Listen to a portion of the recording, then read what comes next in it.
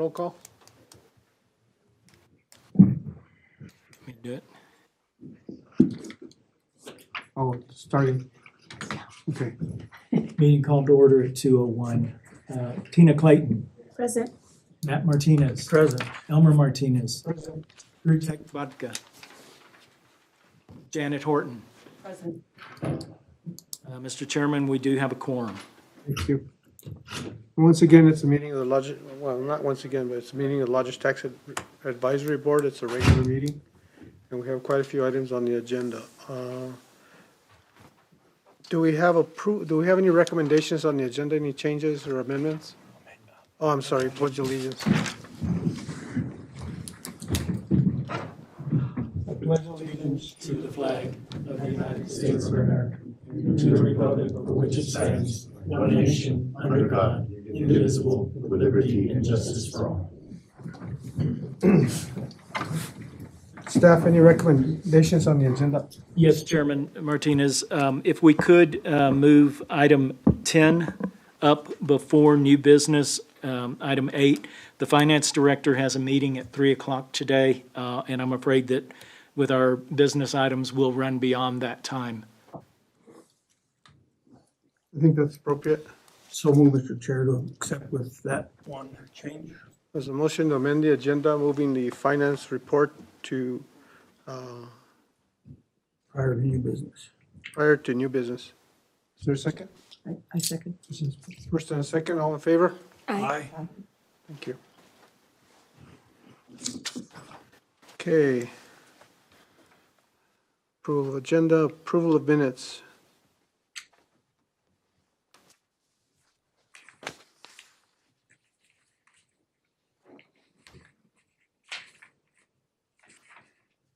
Thank you for the minutes, Andrea.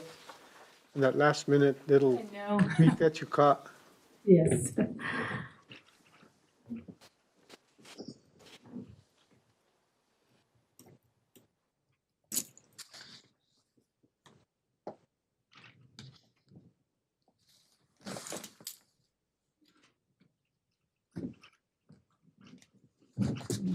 Do you have a motion to accept the minutes? Just waiting for a motion on the minutes. So moved. There's a motion on the minutes. Is there a second? Second by Tina. First by Ms. Horton. All in favor? Aye. Aye. Okay.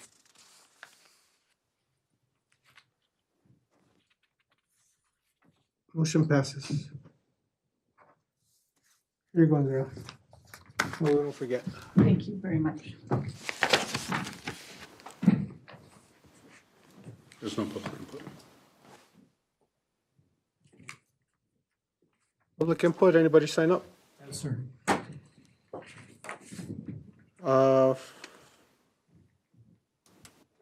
Reports from funded events, do we have any? Yes, sir. Okay. And then finance report, Morris. Mr. Madrid. Good afternoon. Thank you for accommodating my schedule. I appreciate it. Mr. Chair. Yes. If we don't know how much money we have, we can't spend any, so we need his information. I apologize if I call you Morris all the time, Morris. It's just that we've been Absolutely. together so many years that. We go back a long way, Mr. Chair. I appreciate that. The report that you should have in front of you is fairly simple. It indicates that the Lodgers Tax Board has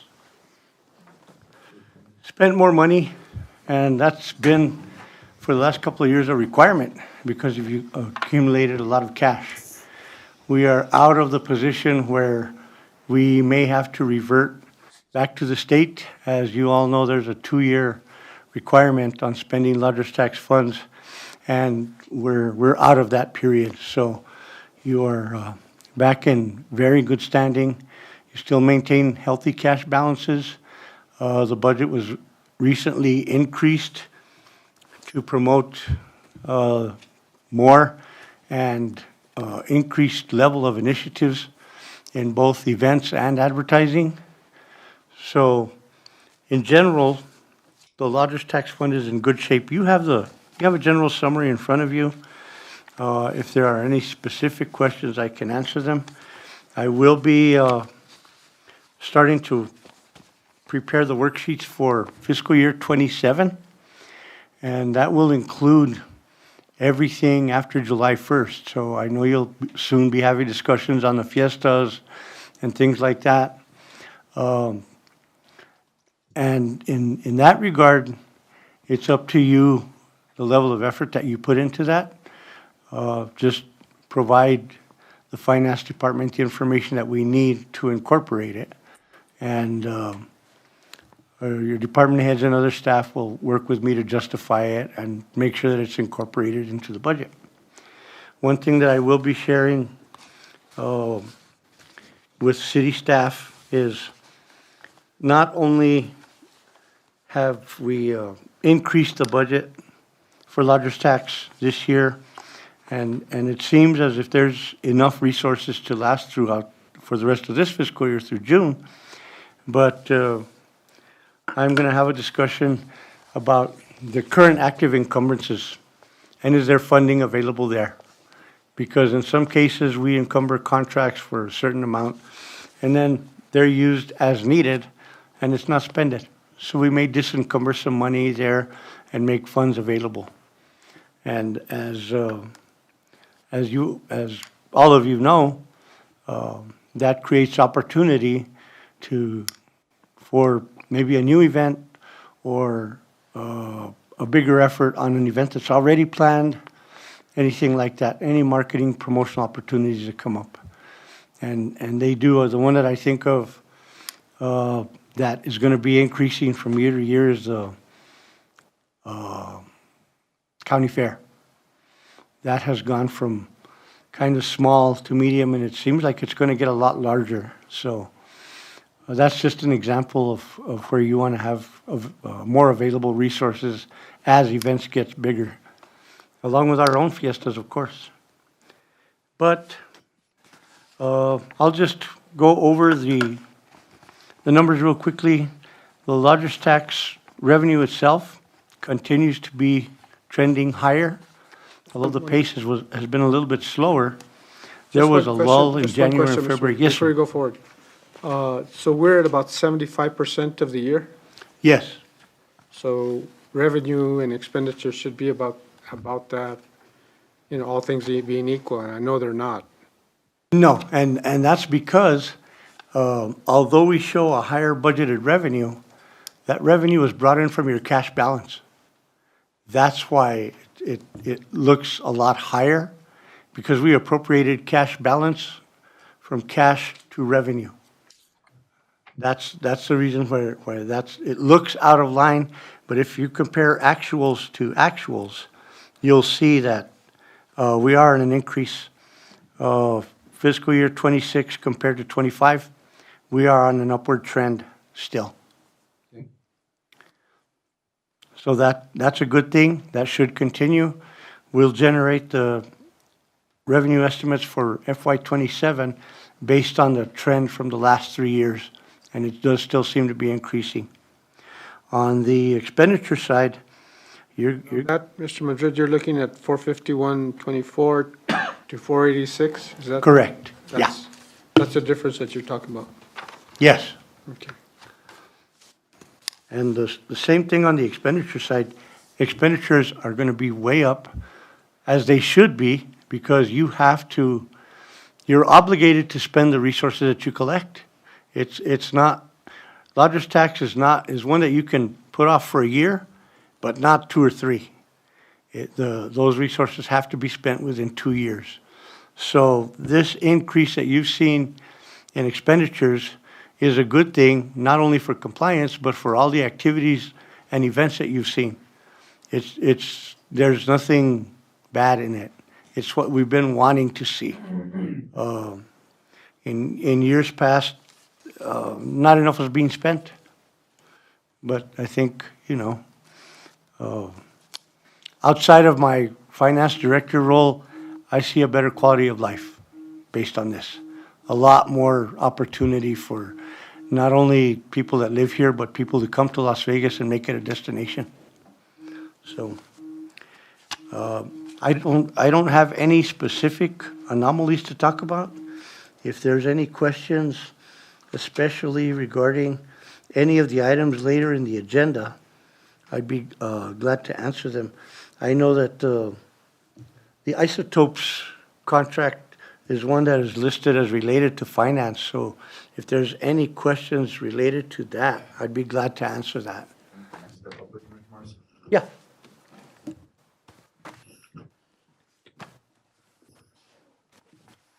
Mr. Marquez, welcome. Good afternoon, Chair and Board. A real quick explanation on the isotopes. That wasn't brought forward to you guys through an application process. What went on with this situation was we were contacted by a gentleman by the name of Dylan Storm. He is I guess, the general marketing manager for the isotopes up in Albuquerque. He contacted us in regards to doing some marketing over there within their games. So we were on a deadline. I wouldn't have made it to this meeting, and we wouldn't have made it to the May meeting. We would have been way behind. So we went ahead and we made a decision through the office that we would use a total of $35,000 from our marketing budget, a budget that we have over $240,000. So we wanted to make sure that we got a chance to have some exposure for Las Vegas at the Isotopes games throughout the season.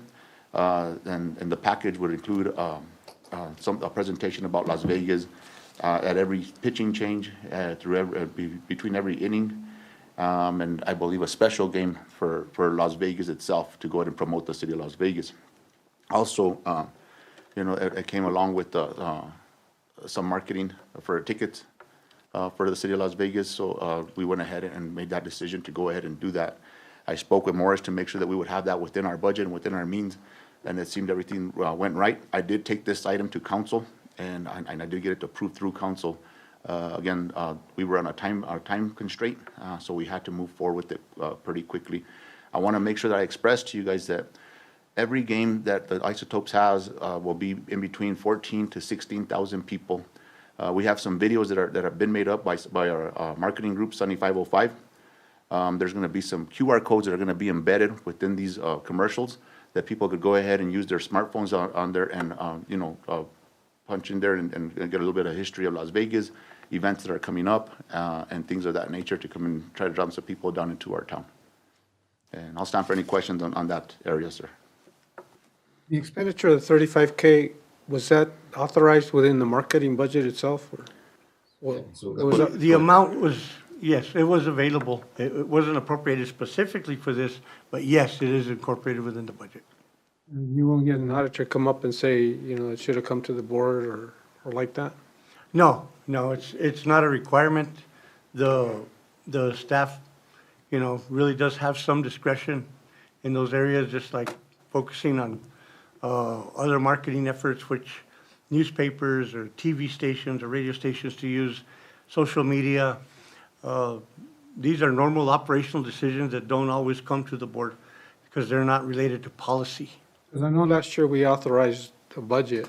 I think it was like the 200 that you mentioned. Yeah, yes, sir. So that was authorized, the budget was authorized by the board itself. But you all Yes. made an expenditure within that. That's correct. But it did go to city council. We took it to city council, yes, sir. Mr. Chair, I think that's how we got the Balloon Fiesta done first. The initial one was done the exact same way, right? Yes, I think it was, I'm pretty sure it Because there was a deadline. Yeah. Yeah, and that one, they cut it really close. I mean, we did actually pretty well, where we're gonna get all throughout the May games, the June games, the big games with like the Crazy Bananas and that stuff, we'll be in there. So we're gonna go not just nationwide, we could actually go international with those games. So, it's a good buy, and I think next year, now that we know that it's at this time of year, next year we're gonna sit back and discuss it with you guys, and I think we need to really lock in on getting a better package for next year. Maybe we can have some type of different setup where we could all come up with some ideas and not just have in between innings. Maybe we could have throughout the entire game a setup like this where people can just get the QR code from us and learn about our town. Mr. Chair, just as a side note, during my tenure at Luna Community College, this same opportunity came up and it was undertaken. And the results from that, they used it more as a recruitment tool for their baseball team. But the number of responses that they got as related to students was a lot for the investment. It turned out really well. Mr. Chair, I have a question. So the QR code that you're saying that's going to be presented there, where does that QR code lead you to? That'll lead us to our city website, Visit the visitlasvegas.com. And that'll be able to tell you everything that's going on with the city of Las Vegas, where to eat, what restaurants are open, what events are happening on what dates, the whole 9 yards. Thank you. Yes, ma'am. Any other questions? I only have one of Morris. Mr. Chair. Morris, looking at the number for expenses, so under E, which is 720,807. And so these are numbers that are encumbered already, right? No, this does not include encumbrances. At all? It's actual expenses only. Okay, so D would be actual. D's 2025. For prior year or for same? Okay, well, what I'm trying to look at, okay, so these ones that are under E, the 720,000. Yes. Okay. In your mind, those are what you're considering spending in fiscal year 2026, 25 and 26, right? No, in column E, where it says year-to-date actual, that is dollars that have already been out the door. Those are checks paid. They're gone. Yes. Okay, that list that you presented us a while ago that you said you have to go back and double check, Yeah. where would those, let's just say that in that list you found $50,000, you know, that didn't get used. Where does that jump in? They Back don't into appear F? on this report. It will not appear? No. Okay. This does not include encumbrances. Okay, so that number, hypothetical number of 50,000, would that be now in the F list? It'd be added to the F? Correct. Okay. Yes. That's what I'm trying to get at. Yes. Okay. So The there's, 684 includes money that is encumbered, not Okay. yet spent. so I guess the only other thing I'd like to do, maybe for the next meeting, and I don't want to make it a lot of work, but can you just give us like a summary of this 720? Sure. You know what I mean? Just, it doesn't have to Sure. be detailed, just, you know, so much went to this, that, and the other, and that kind of stuff. What I can generate for you, and you've seen this in the finance committee, is a list of checks paid from this fund for that month. That's something that we provide to the finance committee on a routine basis. And it tells you vendor amount and a brief description as to what was paid for. That would be good all the time, Mr. Chair, if we could, you know, whenever we have a meeting. Not to give a whole bunch of extra work to you all, but for us, we recommend stuff to the council. We never know whatever happened. Right. And then, like, when you work on that list that you have there, and you come back and you say, oh, by the way, members of the Lodge Tax Board, we have $80,000. Right. So we put that back into the kitty, right? So that we have those extra dollars to spend. Okay, Does that make sense? absolutely. And it's not a major effort. We can do that easily. In terms of expenditures. Anything else on the, A guy from the past used to do that to us anyway. So I'm not pointing fingers, really, I'm not. Okay. I can't fool this crowd. No. Well, thank you for your time and thank you for the accommodation again. Thank you, Mr. Chair. Thank you, Board. Thank you. thanks, Morris. Mr. Marquez.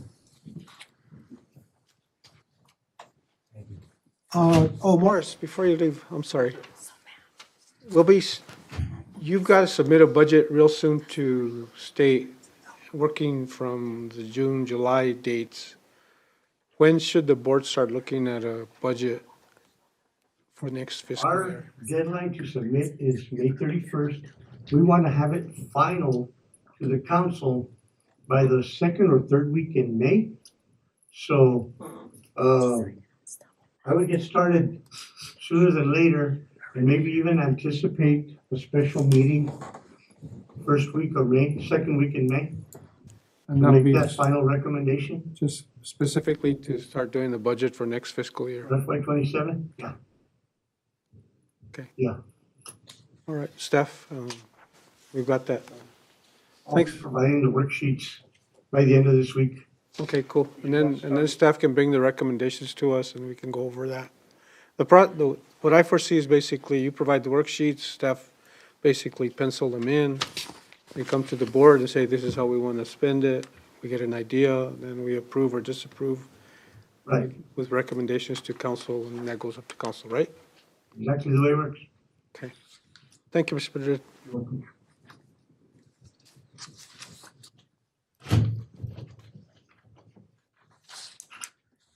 Okay. Anything else on finance, budgets? No? Okay. New business. What do we have? First up, we have the Las Vegas Citizens Committee for Historic Preservation, Places of the Past, Places with a Past, sorry. So we have Lawrence and Loretta here representing the Citizens Committee, and they are seeking a budget of $10,499.70. Do you all have a copy of that?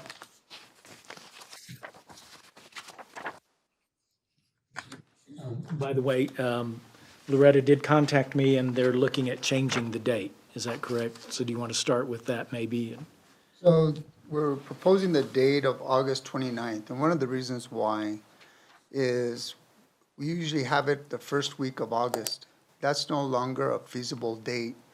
You have school starting, you have people scrambling, and it's, people are doing a bunch of different things, and it's hard to get people in on the first week of August. So this is one of those projects where you have to, one, be smart about your marketing, but the other, there's a lot of telephonic stuff that has to take place, a lot of coordination, getting all of our places and things in order. We have to go look at each place, and the reason why is we have to make sure that everything's safe, people can go in, there's no hazards. We do a lot of legwork before we do this, and June was just, it's too close. And we just felt that to do this justice, we've learned you have to put the footwork in, and the marketing's the key. And you have to market it out well enough in advance, and we have to bring in all our partners. We have a lot of historical societies that we contact. We made a lot of contacts during the conference we had here in Las Vegas last year, and we contact them, send them a poster, and they can commit themselves to do that. We use a few places in Colorado that we've gone up and visited, and so they welcome our posters so that they can put it out in their social events. So the Places with the Past, right now, we're looking at August 29th. We feel like that's a good time frame to do this.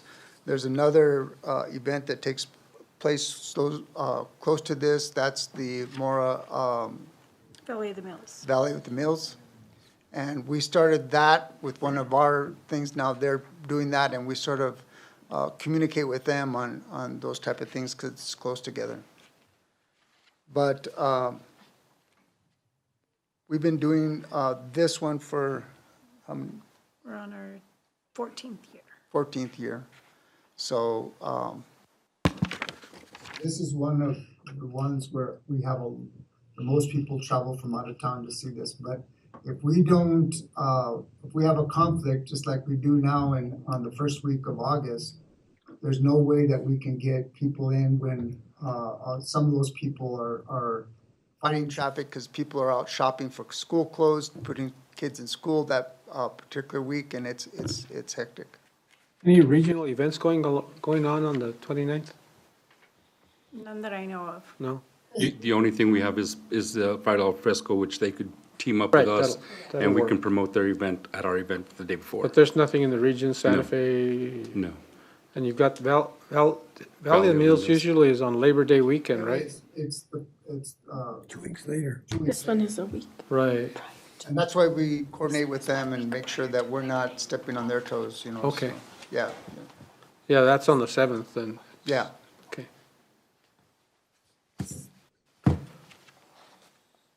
So on our proposal, we're asking for $10,000 let me get this, 10,999.70. 499.70. We've added $500 to that because we will budget ourselves some money that we can use for advertising ourselves. So we like to have a little bit more money to spend on advertisement, and we provide that internally. So one of the things that in our budget, We're gonna be doing. So this year, we didn't do this last year, but this year I did get a quote for a big banner that'll go across the bridge. And I think that'll really add to it. Just to kind of inform the locals and maybe some tourists that are gonna be here, maybe they wanna come back. we had some, last year, we had a lot of people that showed up. And one of the things that says that we didn't really know about it, we were here in town, if we had known about this, we would have hit this.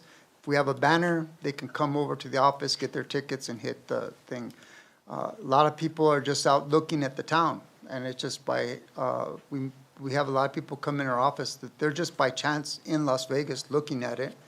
And when you have something like a banner up, man, it clicks them and then they want to go. And so we've just had a lot of people that have gone and shown up at our event, says, we didn't know about this, but we heard about it and we showed up. And that's when we had stuff over at, one of the places that we had was the Cueva, and we had a lot of extra people just show up to the event. And it's just one of those things, if you have a banner up and people can sort of go find the information and coordinate with us at the office. I think, didn't CCHP have a banner years ago? Yes, we did. I think so. And this one, just in terms of design, are you working it so that it's windproof or wind? Yeah, we're working Resistant. with Northgate, and they're the ones that have actually produced all of the ones that have been over the bridge lately, because they know how to do it for the wind and Right. weather and all of that. Right, because that creates a lot of creates problems for the city crews when they have to go, the wind tears it up, go pick it up. Correct, that's why I know Gene is the one that has the right ones. knows which ones. He makes sure they have grommets and everything. Yeah. We've been dealing with him for a while. Usually it's been mesh or something that. It's meshed with grommets.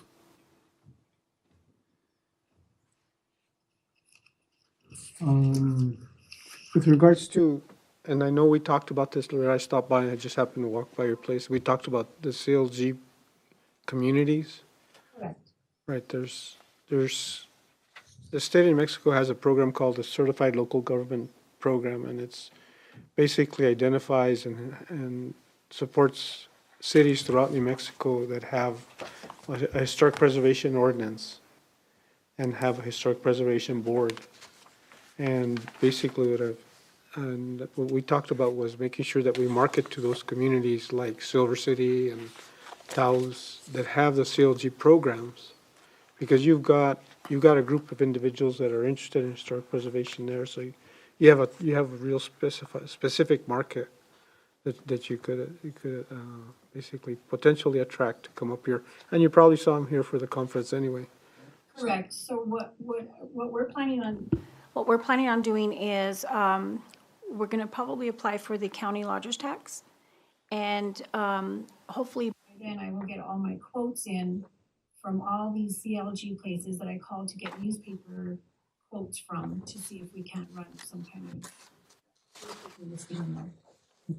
We thought it's a good idea, and we're glad you brought that to our attention, because we do the same thing with the social societies in different, Communities. And so it does benefit us when we're reaching out to those communities that have that market, and they can actually have their network and send our information out to that network. One other thing, do we get CLG funding anymore from the state?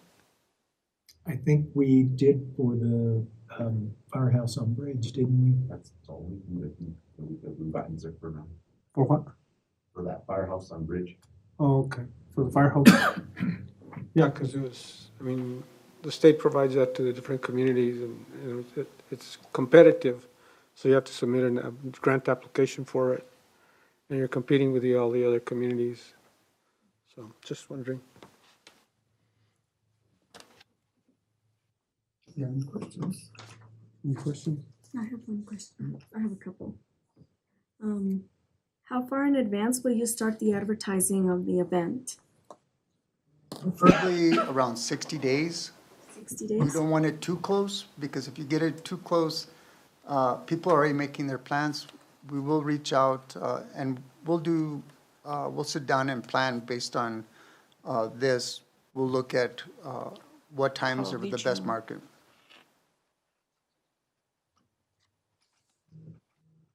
And my next question is, how will you advertise the availability of lodging in the community in Las Vegas?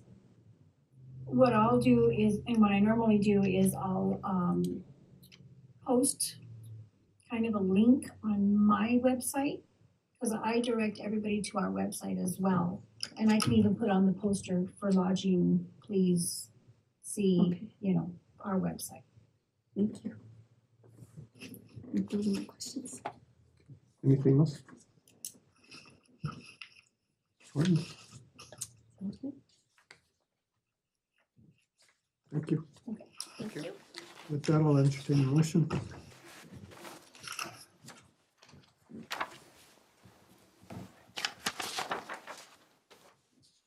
I'm not sure I put my glasses on. I move that we approve the $10,499.70.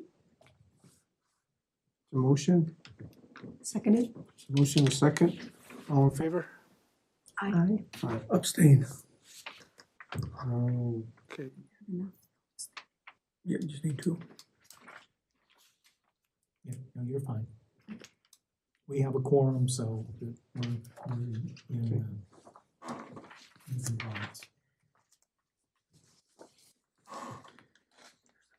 Okay, thank you.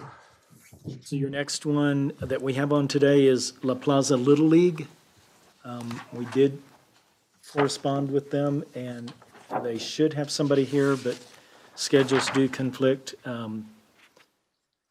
So I don't know if you want to hear that one or if you want to table it. But this is for the New Mexico District 4 Little League Tournament. When is it again? Let me see. And they're asking for $8,000 in funding. So this is a big deal. This tournament has been held in Raton previously. It was in Vegas at one time.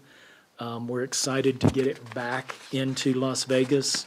And if you read through their information, it will give you an idea of how many people will be coming into the city. When you look at their expenses, I don't think, in my professional opinion, that we can fund the entire $8,000. If you look at the budget, the only thing that I saw, you may see something different, so please look at it, was that we could fund the marketing on it, but the other items I don't think would qualify.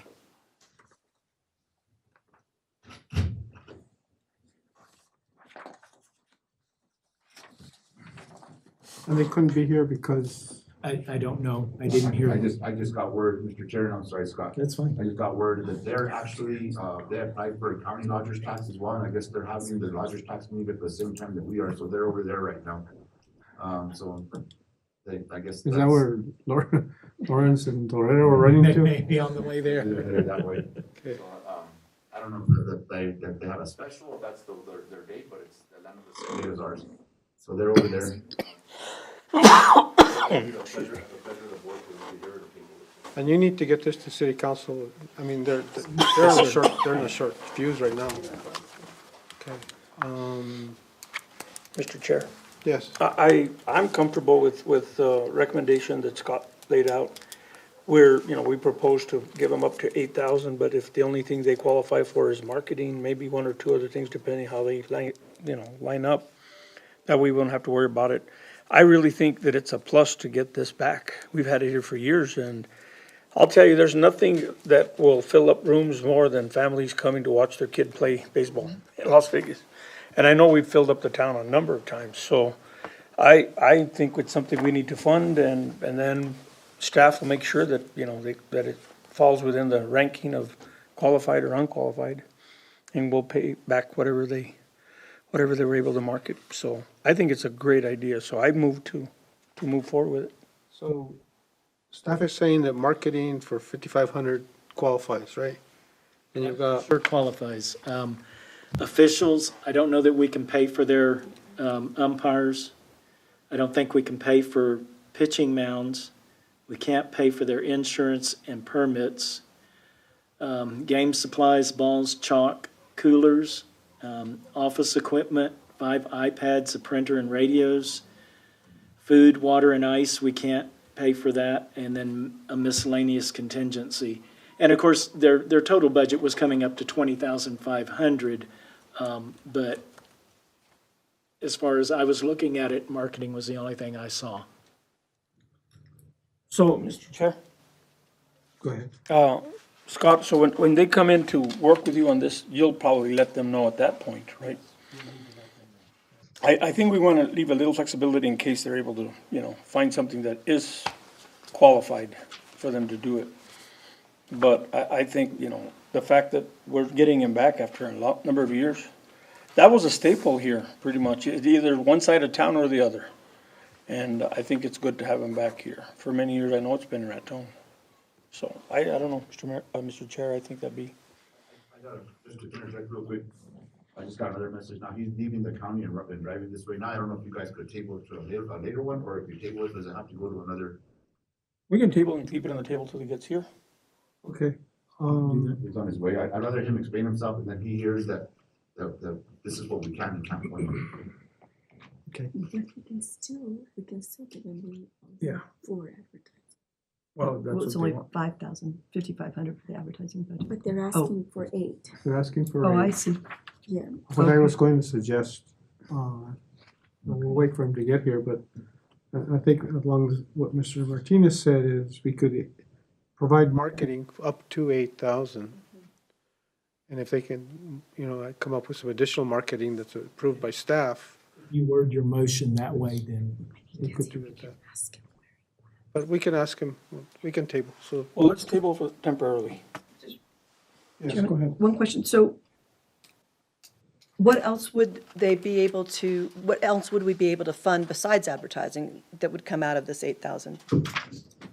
By looking at what they put. Nothing on this list, I understand that. Yeah. Is there just other types of advertising? Well, as I saw coolers, sometimes you see coolers with some branding on them. Oh, I see, things with, okay. So there could be some innovative things they could do. Can we advertise at the gas stations? Like the Maverick has those speaker things that would come up. That's their private, They would have. their private, marketing system at the gas pump. So Where maybe they're taste- talking to you while you're putting gas. That'd be pretty good. So can I have a motion to table? I so move. I second. There's a motion, a second, all in favor? Aye. We'll just table that for a while. Table it just To this meeting. Yes, sir. So next on the list is the Meadows City Academy of Music. We've got Ron here today.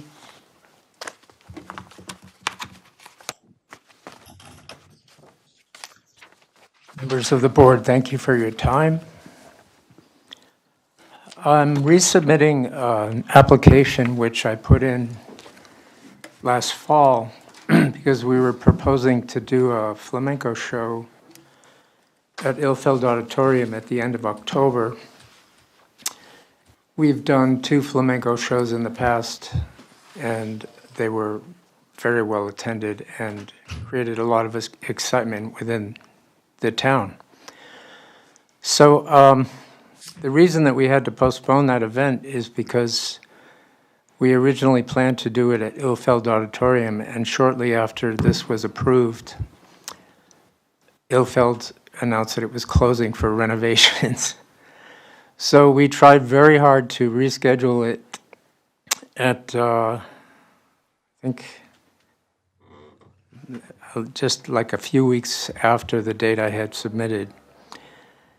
And it involves coordinating a lot of people. There are about 8 performers in this show, 3 dancers, 2 musicians, and I'm trying to think, 1 or 2 singers usually.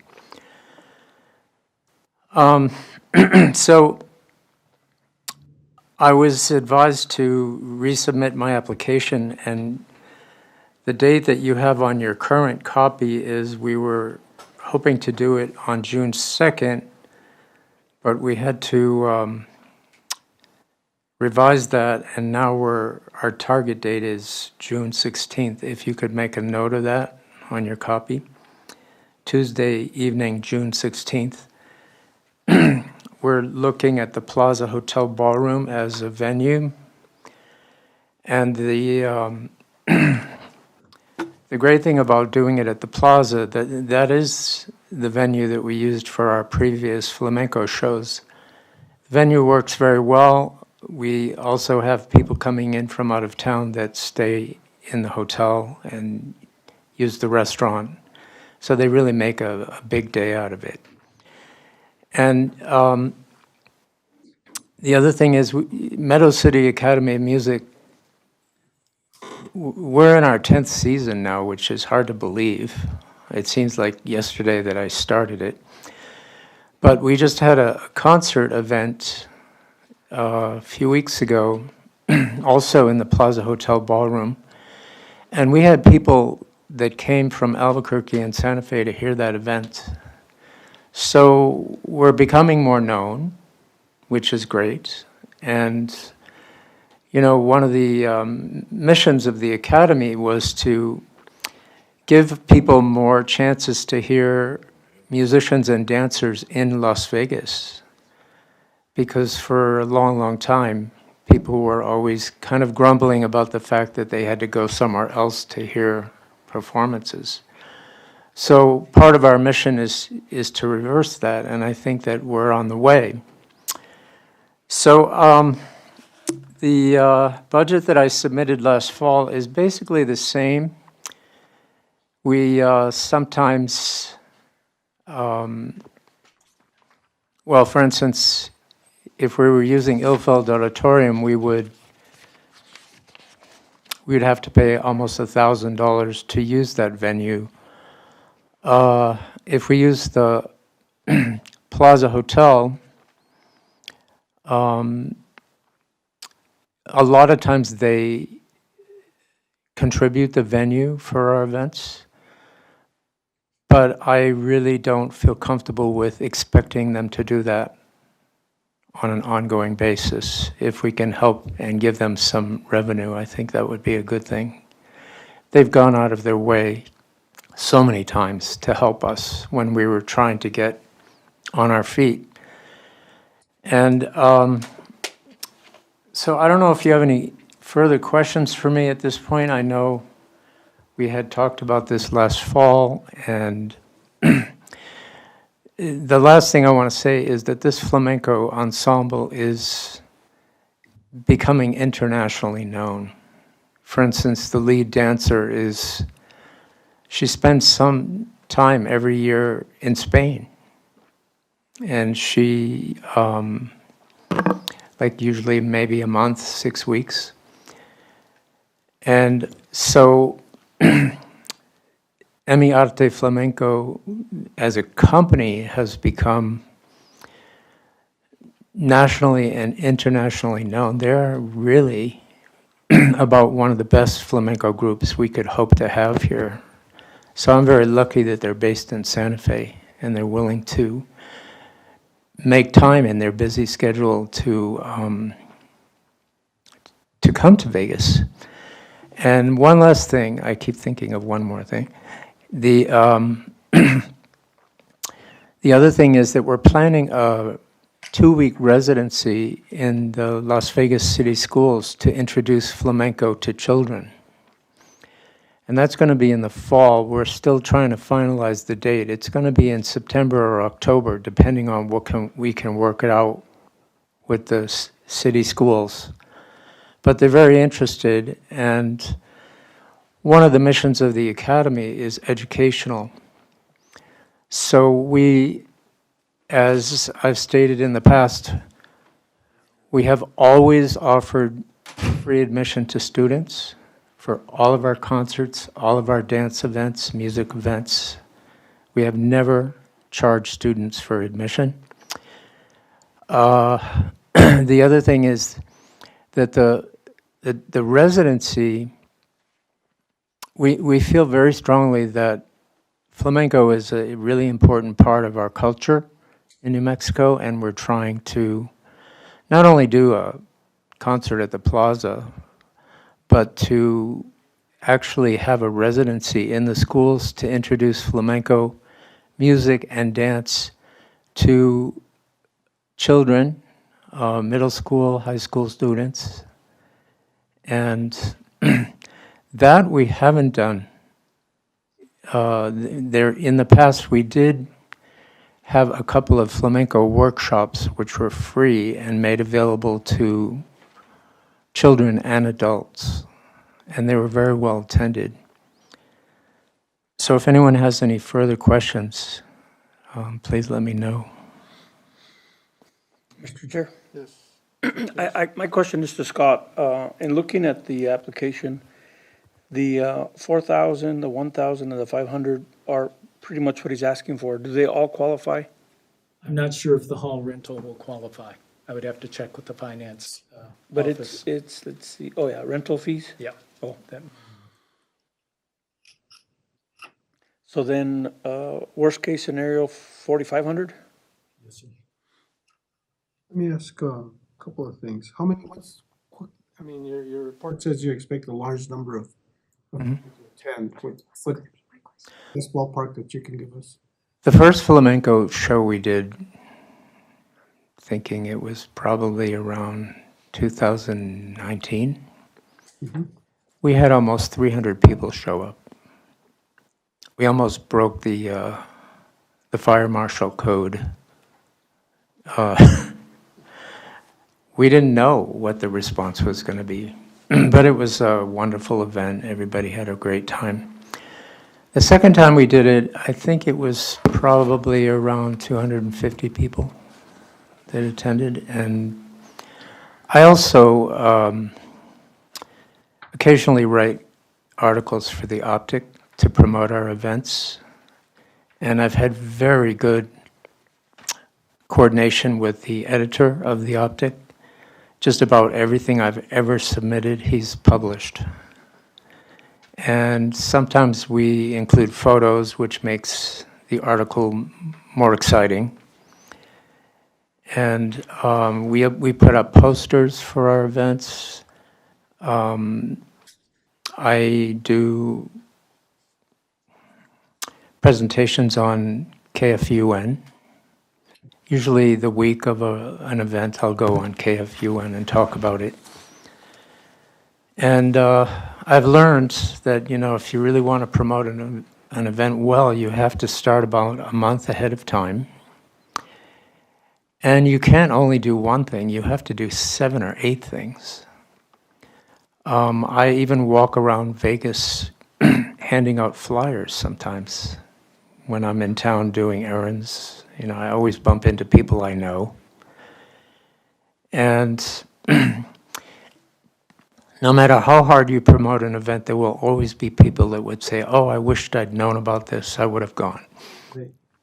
So you're, thank you for doing the $10, you're waiving the $10 fee for students, and they're free, and that's cool. Yep, we always do that. And you'll be charging a $20 admission fee. Will that help you with offsetting costs, the revenue you raise on the event, or not? Well, if we get a large enough crowd, it helps quite a bit, except that, a lot of times our concert events, our ticket sales will cover 25 to 30% of the overall budget. So we apply for grants, and we have individual donors that come forward sometimes to help us.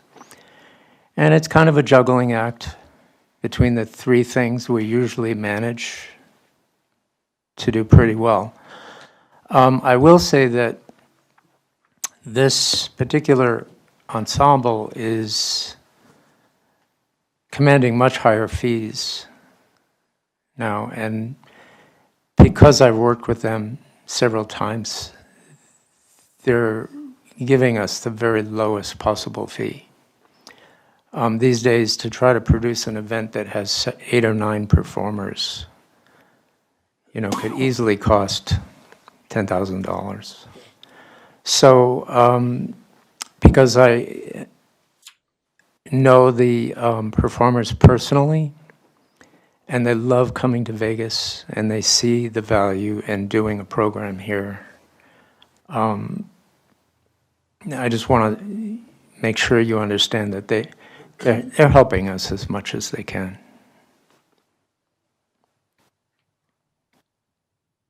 Mr. Chair. I looked at the proposal, and in regards to the $1,000 that may or may not go to the Plaza Hotel, one of the issues that he talks about, that I've heard him say at least a couple of times, is a lot of people don't know exactly when that event's happening. So my recommendation is, it's all in my mind, and you correct me if I'm wrong, Scott, but it's all marketing, right? So maybe the best thing for us to do is give him the $5,500, and whatever he does not use in the ones he's outlined there, that he may be able to get some marketing here locally. It doesn't have to be with me, just as long as it's marketing. Sure. And that way the community knows. Because you're one man and flyers aren't enough sometimes. If anyone has any suggestions on how we could expand our advertising, I'm all ears. I've done everything I can think of. Yes? 505? Yes. Once he solidifies the date, then I'll put it up there. There's one suggestion. Yes. Mr. Chair, I have a question for you. What is the capacity for the event at the Plaza Hotel? What is their capacity? I think it's about 300, yeah. It's a pretty large room. And we sometimes have a stage set up so that the performers are on an elevated platform, which makes it look more like a theater. They also, the owner of the hotel was nice enough to contribute special theater lights, which are in the ceiling. And for a show like this, it really is spectacular, So that's not something we paid for. That was something that the Plaza Hotel agreed to install for us. And they use it for other shows too. But we try to make the room, by the time we set it up properly for a show like this, it really does look like a theater. My next question is just for future purposes. What is your vision in growing the event so that you can hold it in a larger venue that can accommodate more people to attend? Well, that's why we proposed doing it at Ilfeld last fall, because I wanted to, I think it's, I don't know what the seating capacity, 700. And they were excited about the fact that they would be doing a show in a real theater, and I wanted to see if we could promote the show well enough so that we could get 400 or 500 people there, and I think we could. And then it closed. So they're closed for renovations. This has gone on now for several months, and I've been calling to see whether they have a target date for reopening, and they're not even returning my calls at this point. Does anybody know what's going on with Ilfeld? I know that they were renovating their heating and cooling system, and I know that's a big job, but I just am trying to find out, because in the future, we really do want to do a big flamenco show there. Okay, thank you. Sure. Any questions, staff, anything? Yes, sir. No? Mr. Chair. Yes, sir. I recommend that we fund them $5,500, and hopefully they can do some marketing with the difference. So recommendations for $5,500? As proposed by them in the first place, yeah. Second? Who's the second? I'll second. The second by Ms. Horton. All in favor? Aye.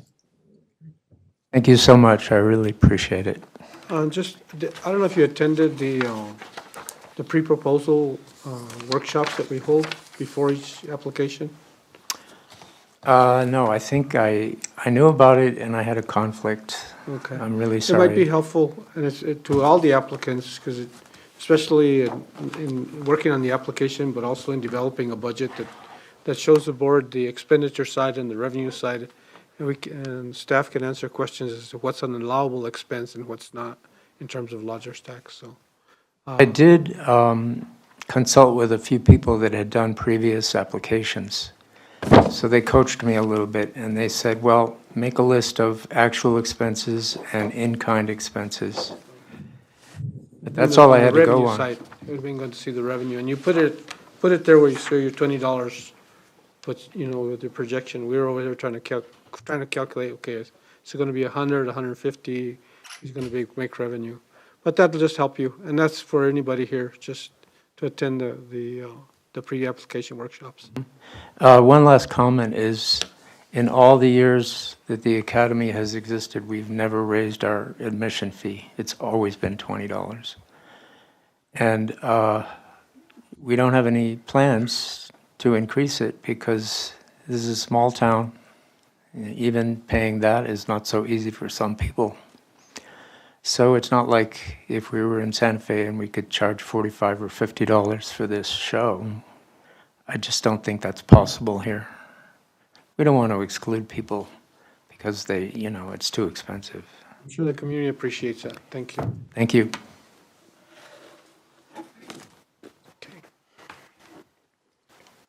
So Chairman, we do have a representative from La Plaza here if you want to pull that one off the table or if you want to proceed. We gotta wait for Matt. Yeah, we have to wait Is it for a quorum Matt. of the 7 or quorum of the 5? You have to wait for Matt to come back. Because currently your other two board members are still officially on the board. So our board is a 7-member, so we do have to have Matt back. We can conduct any more business.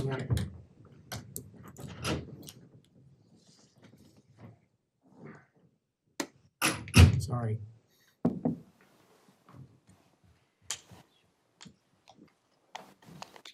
We have two previous board members that have indicated they no longer wanted to serve on the board. But since the appointments have not been made to the new boards yet, they're technically considered a member of the board. So we have to work with that number for our quorum. So then what happens if we have to find another board member? Yeah, so if those two are gone and we were a 5-member board, we would have to have 3 members to have a quorum. So it has to be 50%, over 50%. So that's why we have to do the 4 right now. So we're not in quorum right now? That is correct. Mr. Martinez decided to Just take to a clarify. break. Just for the public to know. Yes, sir. So we're on a recess. Can't do that. I know.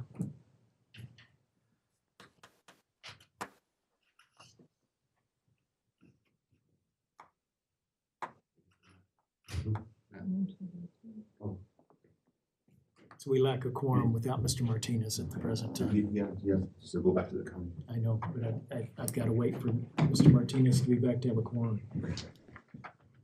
Do you know anything about what's going on at the Ilfeld Auditorium? I don't know what's going on there. thought I maybe do you know did. that the roof was leaking, so that might be part of the, Also part of the air conditioning and the heating. I'm guessing. That will take a while. Again, sorry guys, I'm sorry for the personal issue.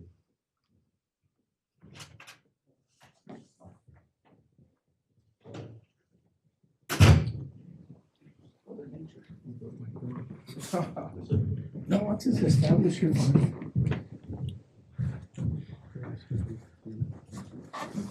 Okay, We're in quorum. so we're in quorum, and can I have a motion to put the Plaza Little League back on the table? I move that we move Plaza Little League request back on the table. Second. First and a second, all in favor? Aye. Aye. Okay, So we have La Plaza Little League, as I said earlier, they are hosting the New Mexico District 4 Little League Tournament, finally bringing it back to Las Vegas. Yeah, finally. hey, you're on deck. Yeah, sorry for being late. I was at No the problem. county and they told me you had this one too, so. I know you guys have read the report, so we plan on having, there's gonna be, I know we put in there 1,250 people that'll be attending from out of town. Looking at the numbers now and talking with the district administrator, there's looking to be close to 2,000 to 2,500 people attending our event. We have families from all over the area, from District 4, so we have Raton, Mora, of course, our Las Vegas Little and La Plaza Little League. We have Quay County, Santa Rosa, Cimarron, and Raton. I'm not too sure if I said Raton, but, so we have eight different little leagues that are coming to attend this tournament. We put, and sorry, there will be about 20 teams that are playing.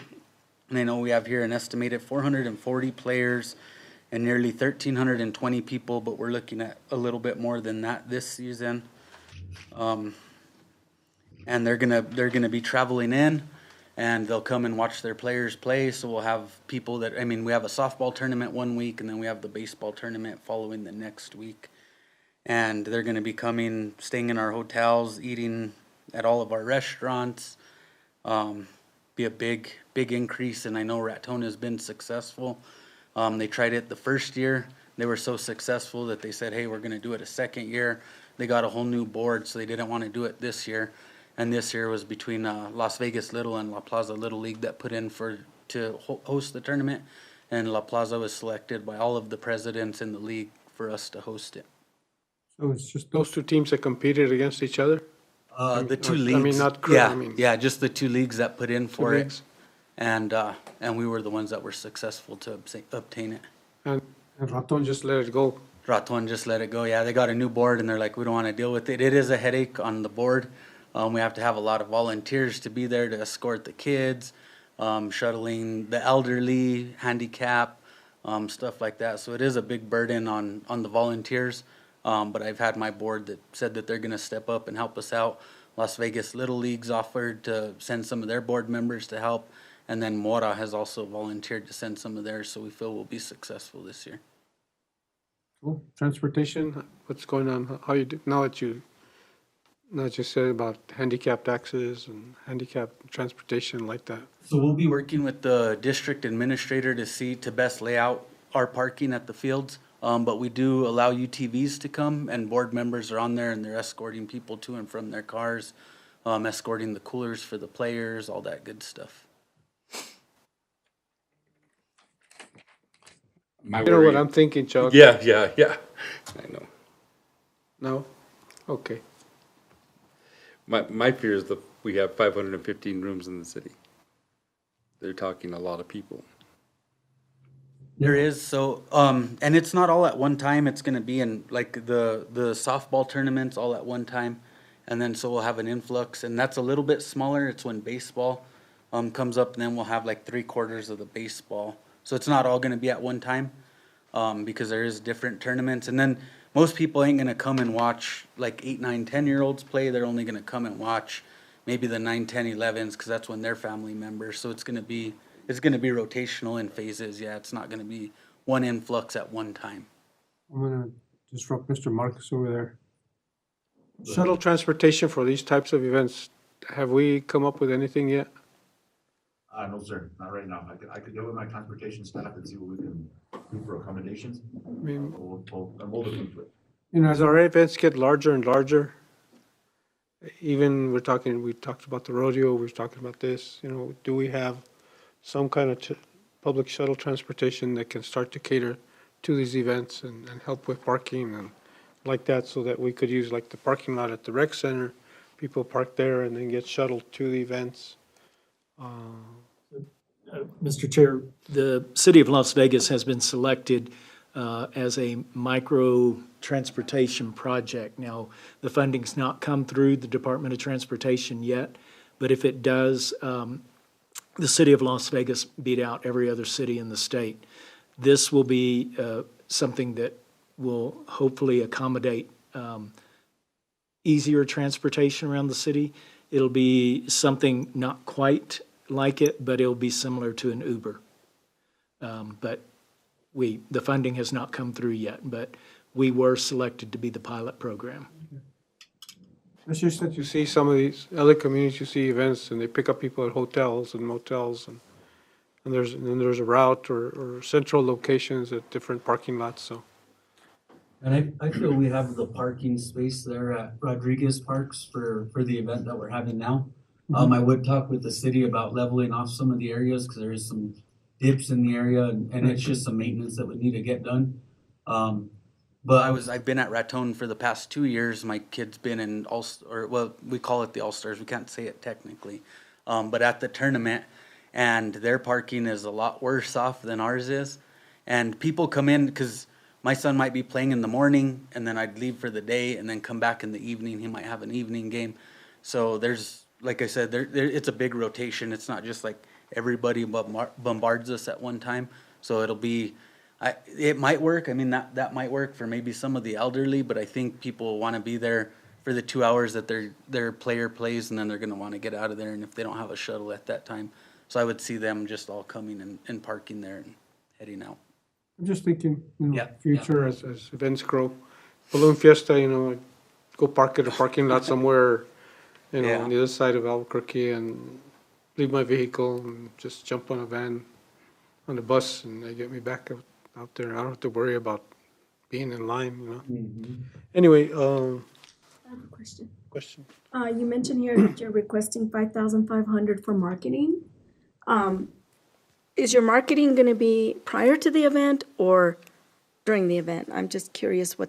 So it'll be prior to the event. And during. And during, so because softball start and then we'll be marketing baseball right after softball. We'll be marketing them both as a whole, and then as it's going on through the event, then we'll be marketing baseball. I have one question, and this is just because I'm stupid about this stuff. It's almost 2 weeks. Do you play every day of those? Every day, Okay. yeah, from sun up to sundown. Sometimes we're out there till midnight. Some of the games last till Oh, midnight. I see, okay, wasn't sure. It's a big event. There's a lot of people. We'll have vendors out there. We'll have our concession stand that'll be open. So it's gonna help out our vendors. And then, I mean, everybody has to eat somewhere, right? So they're gonna be filtering out. And I know, talking with the police chief, we'll be in touch with Chuck if that happens. And just to see if we could get some specials for some of the players, stuff like that. I got the rec center to give them like free swim days. So we're just we try to make ourselves as marketable so we could host it here in Las Vegas versus somewhere else. Okay, anything else? Mr. Chair, while you were gone, we were talking about you earlier, and then we tabled the item. So Scott sort of talked about the list of things that you have here, and what we're trying to do is convert them to actual things we can pay for. Okay. So you have 5,500, I think it was 5,500 for marketing. There may be some things that might qualify, and Scott, you could jump in if you like, but there may be something else that we might be able to help with, because some of these things we know we can't help because the dollars can be used for that. So if you don't mind, Scott, again, just while we're here. We kind of looked through the list, and like I said, we can work with marketing because the lodger's tax is to be used to promote events, to bring people into the city, which you are doing, which is great. We're excited about that. But when it comes down to like paying for officials or equipment or insurance, some of those things, the lodger's tax funds cannot be used for. Oh, yeah. So that's why it's kind of broke. And I apologize because my wife did the cities. I helped her out with the counties. And I do have, what we have is our fundraising plan. So we do have marketing, banners, radios, newspaper, which is 5,500, which is what we're requesting. The officials are paid out by District 4. The equipment is paid out by the district itself, so I've already bought pitching mounds to be able to successfully hold the tournament. I've already paid the insurance, the balls and bats and stuff like that. Coolers, that's all is all provided by the league. Office equipment. So really what we're looking at is just the marketing itself. And I would like to see how we could utilize that, if it's not necessarily maybe radio ads or newspapers. So what we do is we give the kids a bag, and on there we have the logo on there. They get a water bottle and just really anything that we could add there for the kids to have a little extra. So we get them cooling towels, chapstick, like cooling fans, stuff like that. That we've already worked with companies. Raton actually has been the pioneer for us, and they've given us all the contacts where they'll put the city logo on there, so that way it's advertised by the city that the city sponsored it. Well, that we can do, right? Yes, it's promotional items. So maybe we could just use the balance of the requested amount, so you can do that. Okay, and if We are awarded it. I would like to sit down with probably Scott. Yes, sir. Okay. With Scott to see, I have some ideas that I would like to propose, and you could either let me know, yep, we could do that, or we can't. And we are requesting lodger's tax from the county as well. That's why I was a little late. We're dealing over there, so once I'm done here, gotta go over there and talk with them. Could we have a motion for the requested amount of $8,000 with the understanding that it's to go to marketing and promotional materials? I so move. I second. There's a motion and a second. All in favor? Aye. And just so you know, you have to put our logo there too. Yep, I know. And we'll get Thomas to email that out. Okay. Yeah, we'll get started on it. And is it the same, we pay up front and you guys pay us back? Yes. Okay, all right. Well, I appreciate your time and consideration, and bring some good baseball to Las Vegas. Thank you for making two meetings at the same time. Yeah. Appreciate you coming here. All right, yeah, thank you guys. Thank you. Yeah, and like, for bringing it back to Las Vegas, appreciate that. Oh, yeah, and we'll try to do it next year if we can. If I'm still on the board and I got the volunteers, we'll try to keep it here as long as we can. I think it's awesome, and our kids love it. Home field advantage. Exactly. All right, well, thank you guys very much. You guys have a good day. Do we need to take a break, anybody? Go ahead, Mr. Chair. No, I don't. I'm fine now, I went. Okay. I found me a nice little tree outside. We're gonna lock everybody inside. Okay. No, just if anybody needs to take a break so that we can take care of that. Next item. Sir, the next item is the New Mexico Racquetball Association. They were here last year. We got them to come back, and we would like to keep them coming back to Las Vegas. This will be the 41st International World Senior Racquetball World Championships. Senior. Okay, very good. +2. +2. Well, there'll be two others, but we won't hear those until next time. I've got so many applications we're trying to. Thank you, I appreciate you Yeah. telling me that. Yeah, I thought I emailed you that and you understood, but maybe not. Okay, no worries. So this this event, they're requesting $15,000. We will let Gary tell you all about it, because I think we were excited when he gave us his report of the event last year after being funded. If you remember, he brought in the little billboard, set it up there for y'all to see, and I think that billboard still stands out there today. I think that's the billboard. Thank you, Scott. Thank you, everybody. Appreciate you funding us last year. We asked for $10,000 and you obliged. So we're marketing 3 events this year, but the 2 others I'll speak at another meeting. The 41st edition of the World Senior Racquetball Championships. First year was 1985. This will be the 3rd year we host it here in Las Vegas. The dates are set for 1 through 5 September. Typically, our players and our delegates and our staff, unpaid staff, by the way, volunteers, friends and relatives of the people that come to play, They come in early and they stay late. So we market it as a racquetball vacation. The venues we're using, again, will be the Abe Montoya Recreation Center, and we're using 2 courts at New Mexico Highlands Wilson Complex. We also have what's called racquetball with the CK or Squash 57, which is an international game marketed through the International Squash. So we're using, for 2 days, we're using the 2 international squash courts at the United World College of the American West. We're probably going to do that on that Friday, Thursday and Friday of the tournament week.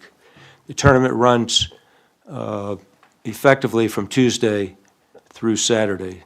We culminate with a banquet over at, this year we're going to do it at the reopened Castaneda restaurant and bar.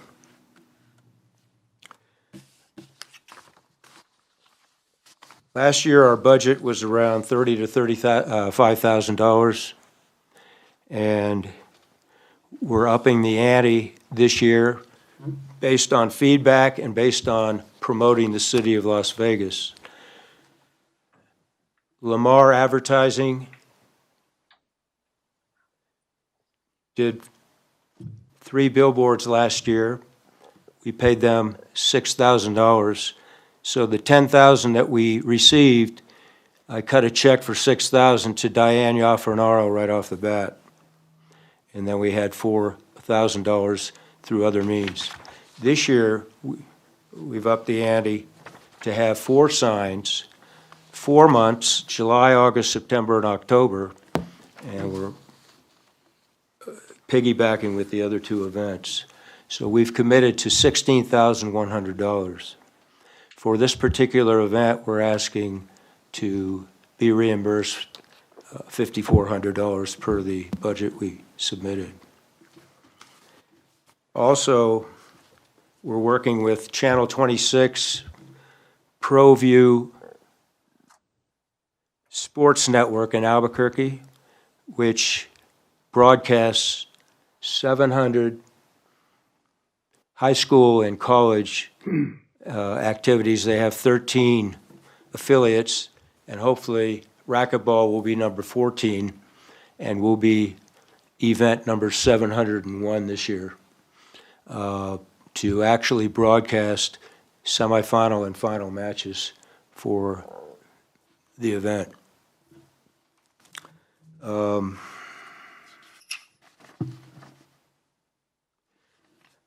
So we have the billboard.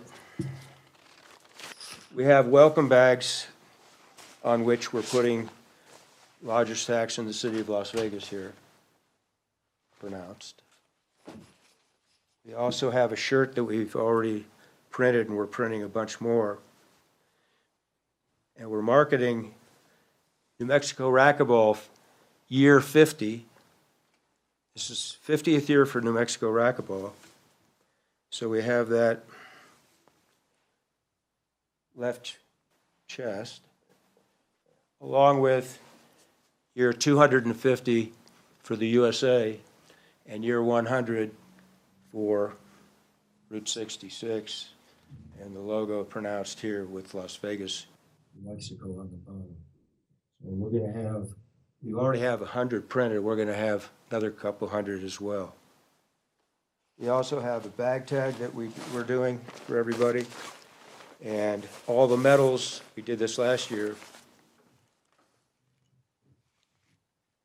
gold, silver, and bronze, and we have Las Vegas in play right on the bottom here. So these are means for marketing, no less than, well, along with the broadcasts on Channel 26, we do video streaming internally.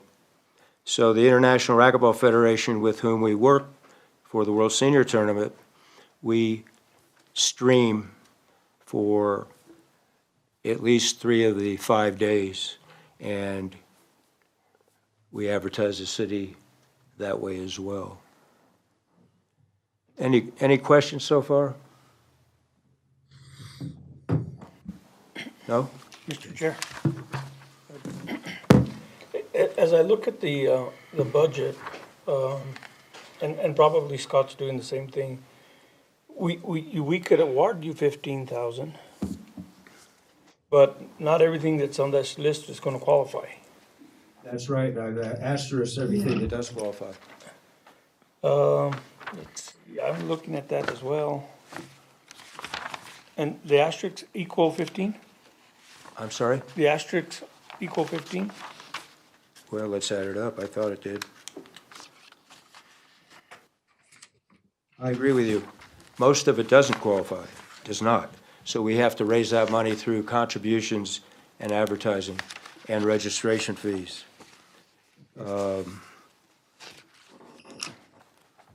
Let me just ask you another question. Yeah, Well, you please. guys work on that anyway. Whatever we award, we can only pay for what we can, what it's allowable to Right. Rogers tax.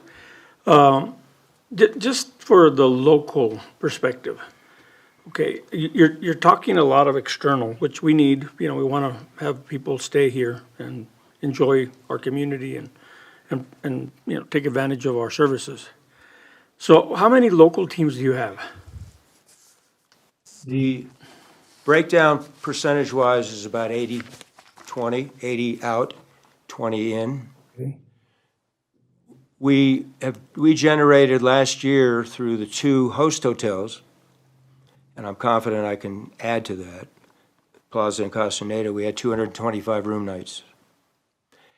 Plus we had elsewhere in the city. Okay. Okay, so conservatively, we had 250 room nights. We have meals locally at the hotels. Everybody goes to the grocery stores, they go to Lowe's, they go to Walmart, they go to, you name it, it's in there. Dick's, Charlie's, all the restaurants. And they eat, drink, and enjoy the vacation they have. So they spend their money. Okay, I like all that and enjoy that. That's not what I'm trying to get at. I'm trying to get, how do we get local people that are not involved in the tournament to go to see the tournament? Because you have a lot of expenditures for outside marketing. You're getting ProView and all these other things. Those are external. How do we get the local people excited about that, especially if they don't know what's going on? I will have 2 interviews on KNMX with Dwight Torres. That's PSA, so. Yeah, And I hope to advertise in the local paper. okay. Word of mouth, the tournament's been held for 40 years, this will be year 41. We have local people that are involved, including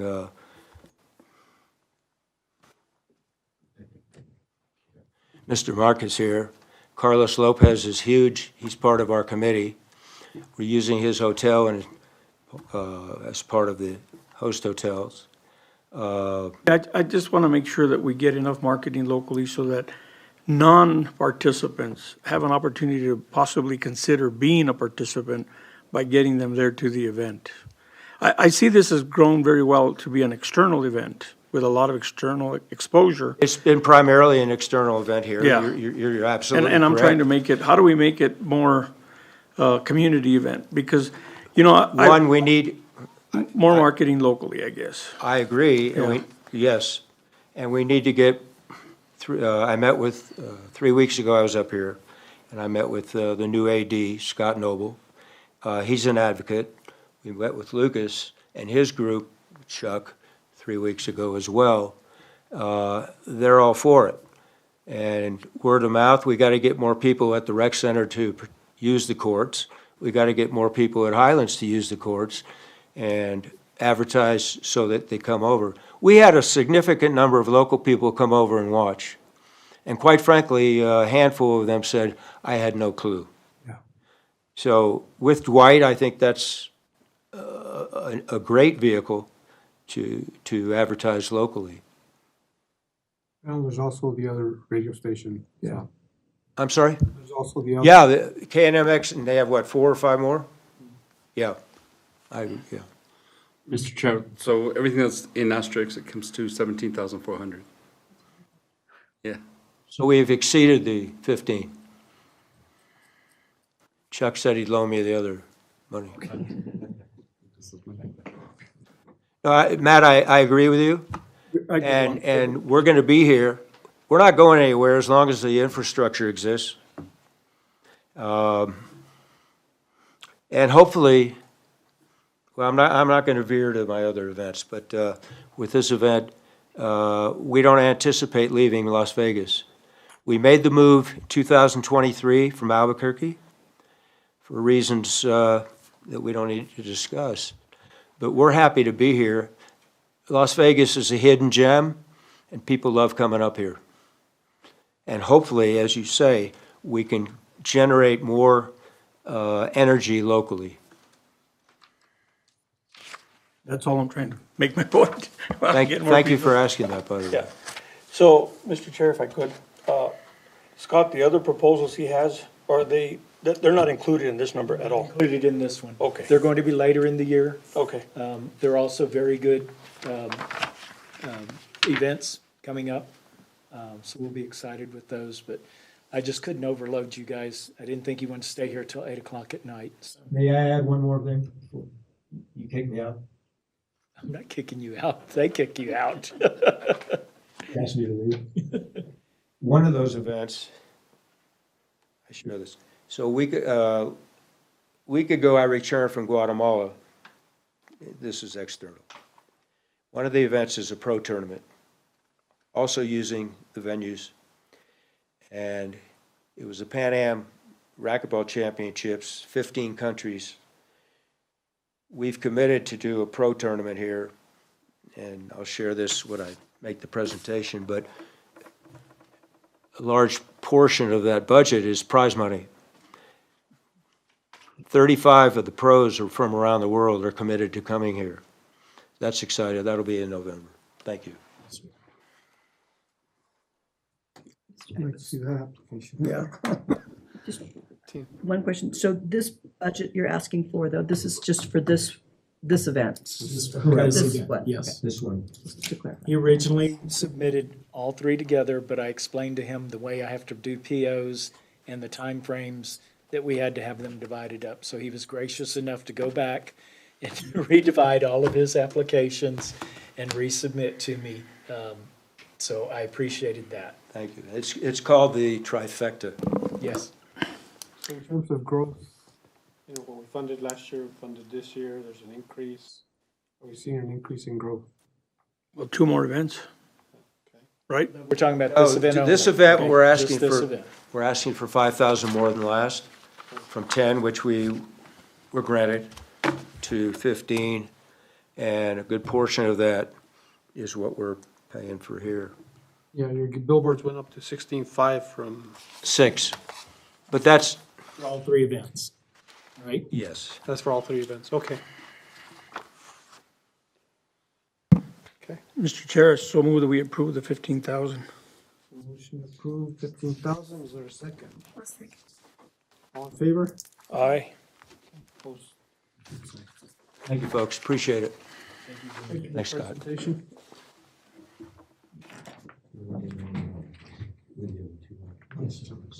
Motion to adjourn. That they'll be my son.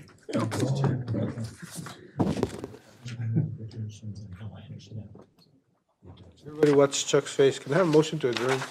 Yes. Please.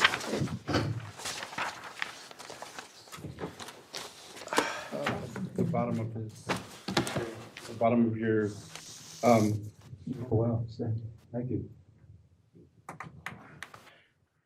You'll take that mic, I'll take this mic.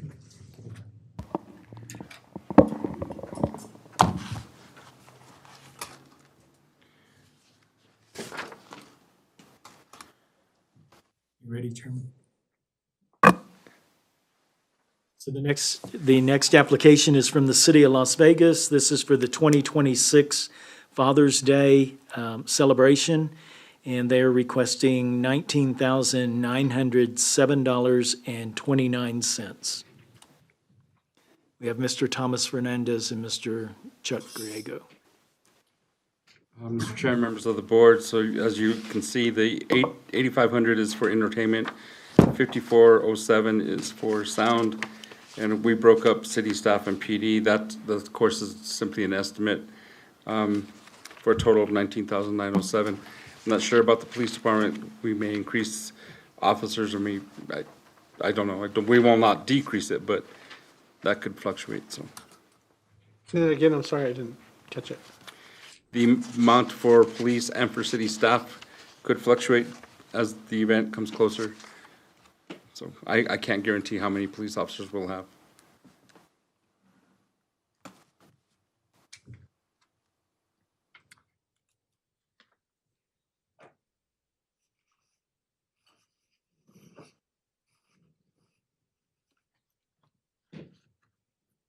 Any questions? Mr. Chair, I have a question. Where are you gonna be advertising the event? So And when? We'll be starting that shortly. We'll be doing over KRQE as well as local radio, newspaper, of course. We have lots of, through 7505, we have a big radius that we could advertise through, so. How many people from out of town do you anticipate will be attending the event? That's hard to say. The majority of the people who come for all our musical events, we're turning out more are from out of town than locals. So How do we know that? we do geonetting on our events. We can bring that information to you. That's how we know for our fiestas, we're roughly at any given point in time between 17, 18,000. The majority of them are from Nevada, if I'm not mistaken. Arizona. So we through geonetting, we can tell that. Is it possible to be able to have that presentation available when you do the reporting event? Yes.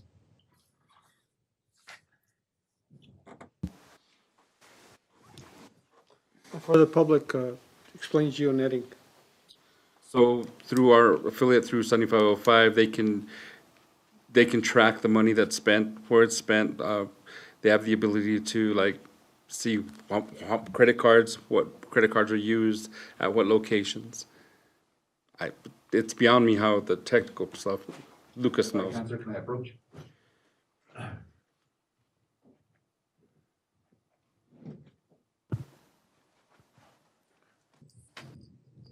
Thank you, Mr. Chair and Board. So me and Scott, we use an analytics company, it's called Placer AI. Placer AI helps us track where our spending habits are at from our community via their credit cards. When you go to a restaurant or something, or to a gas station, sometimes you have to push in your area code, or your zip code, and that pretty much tells you where they're spending their money at, where our people are spending their money at. So it gives us a good idea of what businesses are getting a lot of Las Vegas's money, or restaurants. Also with that analytics form that we got, we also have the luxury of geonetting an area. So if we ask them to geonet an area from, let's say, the Plaza Park all the way down to 12th Street, they'll geonet it, and in that geonetting, they're gonna catch all the people that come through that geonet.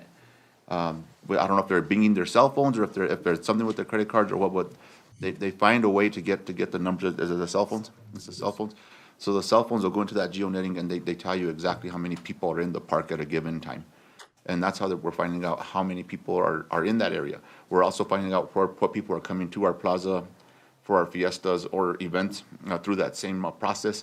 And typically, it seems more like Eastern Arizona and Western Texas are coming to our community a lot. So do you get some database and analysis or something that says Analytics. what you just said in terms of, and I think this is what Ms. Clayton's asking for. Yeah, it is. Like to see, an Yeah. event, this event, geonetting, what numbers did we get and where were they from? That's what you want to hear, right? We could do that. That'll do it for like that. And it pretty much does it through zip codes. So we could do that. And we could probably get that all set up for you guys, and Chuck can present it to you guys when he comes back to present to you guys again about after the event. Again, it gets so granular that they could probably tell you where you're going to spend your next your next dollar at. Yeah, it's kind of scary. It's kind of scary. I'm not gonna lie. Yeah, when you said, when you plug in your zip code, you know, I'm up in Taos. Yeah. I fuel up, it asks me for my zip code. Yep.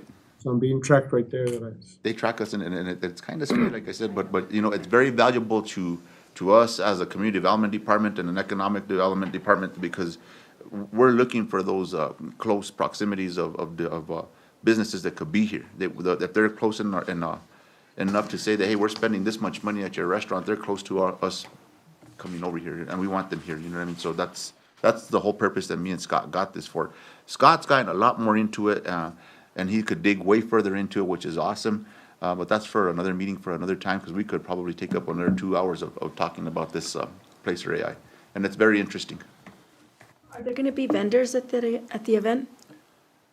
Food vendors? Yes. Yeah. So that's another way of tracking. Thank you, sir. Mr. Chair. Mr. Martinez? Make sure my little red light's on. And I'll get off the subject of geonetting, but for the event, like we're gonna go down to, or have people from this community go to the Isotopes game, can we geonet there to see how many people from here ended up going? It may be just outside the radius of what we can do. What I'm working with them on now, trying to set up, is going outside of our city limits to see where our people are spending money. So I've got it set up. I think she's finally got me to, we can track where Las Vegas dollars go in Santa Fe. So we'll get the top liquor store, grocery store, restaurant, where our money's going, where it's leaving Las Vegas. So those are important numbers. We're new into that right now. We can see if we can get to Albuquerque, which would be important, and I've already discussed that with our consultant that we have at Placer AI. The big thing that we're trying to figure out is, when people leave Vegas, why are they leaving Vegas to go spend their dollars? And are those businesses we need to try to attract to Las Vegas to keep our money here? So those are some of the things. We're still new into that phase of it. They're coming up with new programs in this system all the time. And so I can get one-on-one with the consultant once a month, and we work on different things to come up with, to track our numbers. So we're getting there. It just takes a little bit of time. Well, and I guess what I'm asking is, and what I'm trying to look for numbers in my mind. So we fund Isotopes, we fund Balloon Fiesta, okay? And there's really not 100% accurate way of finding out if someone's at the Balloon Fiesta that they came here, you know what I mean? So that would be nice for us to know. Or if we're gonna be spending 30-some thousand on Isotopes, did we actually get somebody from Las Vegas to go to that game or to go to that venue? Because that's ultimately what we're trying to do is, you know. But we also want to know, of the people that were at the Isotopes game, how many people ended up coming here? And that's just, I don't think they're that far along. Oh. And again, it would be great, but let's say that, how do you know that who was in attendance that night, and did they come here 3 weeks later? I mean, I just don't think it could track that. I can ask, but I don't think it would. But that's the goal, is the people at the Isotopes game are not going to get in their car and drive to Vegas that night. No. But it's getting Vegas out there and planting that seed in their head to get them to come here in the future. Like if, you know, and I don't know about the Isotopes event. We didn't get that application in, but so are we going to be promoting events as part of our marketing there? Like, in other words, I don't know, when are we doing the Isotopes package? What month are we doing it? I'm going to defer that because that I'm not aware of. So when is it? That's the season. When does it start? It already started. We're okay. kind of a little late coming to the game. Oh, okay. But so are we? You said something about a video earlier. So we have two videos through New Mexico True and through 7505 two separate videos. They depict different parts of the city, different kind of the events. So it shows both cultural, the historic, the parks, our landscaping, the windsurfing. But are we inviting them to our events? So are we inviting them to Fourth of July? When we'll have the QR code, and then we'll have the website, the visitlasvegasnm.com. So when they click on that, or if they use the QR code, it'll take them to our events. But is it, in a video, you can just, flash for a couple of seconds, tell them, July 4th fiestas, July 1st through the 5th. That only takes a second. QR code, primarily for the older people, they have a hard time with that. And sometimes they're saying, okay, it's on the screen, and I'm going to try and get it on my phone. And they think that's a challenging task in their own mind. I'm just trying to figure out, we're going to spend dollars to bring people here. We need to let them know about our events, you know what I mean? But through the website, yeah, hopefully see, they and can retain that information and see Is the there, website. is there a more simplistic way of letting them know about our events? Well, other then than it's through QR code? repetition as well. So every time they switch the batter, they're going to be announcing the city of Las Vegas, New Mexico, and then there's some other stuff that they're going to be announcing during that switch. So it's constantly During going the to. whole game, right? Huh? During the whole game. Yes, every time they Yeah. change pictures. Because I think what's happened to people is we've become more visual Right. than anything else, okay? From at least what I know from the marketing world. We become more visual, so what we see sometimes stays in our mind way more than if we heard it, or if we, heard someone else secondhand talk about it or something. And they just keep that picture in their mind. You take a picture of someone dancing at the park in front of the gazebo, and right below is the tagline, come to our fiestas July 1st through 5th. That's going to stick to somebody's mind, you know what I mean? Because don't forget, at a baseball game, there's a lot going on. If it wasn't for all the parade and carnival going on, you wouldn't probably go to a game at all. There might be the most boring sport I've ever seen in my life, okay? I'm from football, okay? But so I'm saying, if it wasn't for all the, all of the events going on inside of the game, the whole 9 yards, Orbit, is that the name of the mascot? The whole 9 yards going on all the time. But I'm just trying to get more information, because I want to make sure that the 80-some thousand and the 30-some thousand we spend are making a difference. I think that's why I wanted to have a discussion on the geo netting, to see how far that's getting us. And there's still a challenge out there in terms of tracking. I haven't seen a mechanism yet that tells us how impactful are those dollars that we're spending out there in terms of how impactful are they in terms of bringing people to the community based on the fact that they saw, heard, or heard about it out there. I can tell you for the balloon fiesta, when we first started, we had one tour bus that came up to our booth and asked if, what's there to do in Las Vegas. We gave them information and they brought that tour bus. This last year, we had 4 tour buses start their tour here before going to balloon fiesta. Now, that's qualitative data. Now, what we're looking for and what we're asking for some quantitative information. 4 tour bus, and and you're starting to get it that there when you say 4 tour buses, 1 tour bus. And, that's a challenge that I'm seeing, and that's a challenge I'm seeing, is we're not getting that quantitative data to attach it to the recommendations that we're making as a board here. And I'm not putting on staff, you're trying, I mean, the geo stuff you're doing, the geo netting is starting to get there, but the question was, you're starting to get to Santa Fe, start to see that. But some of the events are in Albuquerque. How are we tracking those persons that come here and say, I'm here because I saw Chuck over there and he showed me this or told me about that at Balloon Fiesta or at the games now. And, that's who can help us with that kind of data gathering. When we're at the balloon fiesta, we do have people wanting information because they'll literally come up and say, we're going to Las Vegas. What can we see? Once again, that's qualitative. I get it, but I don't know of any other way. Short of having people when they shop here. How did you hear about Las Vegas? And Matt talked about this a simple way to do that. And there's, sometimes we have to go back a little bit and find simple ways. And I'm seeing, I stop at our visitor center. We're funding the visitor center, aren't we? Right now, yes, well, Huh? they're contracted employees. Yeah, they're contract employees. Are they funded through lodgers tax? Use that word employees, please.